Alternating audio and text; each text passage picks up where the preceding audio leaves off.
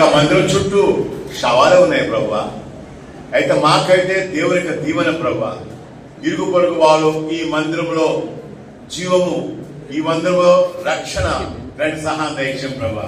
మీ దాసులను సేవకులను అలాగే సంఘ పెద్దలను విశ్వాసులను దీవించిన వారే మీ నామ కనపరచమని ప్రభు అయిన క్రీస్తు పడుచున్నాం తండ్రి. ఆమేన్. సంఖ్య 14 ప్రభు దయచేయు నిత్య దీవెనలు చూతురు. ప్రభు దయచేయు నిత్య దీవెనలు చూతురు.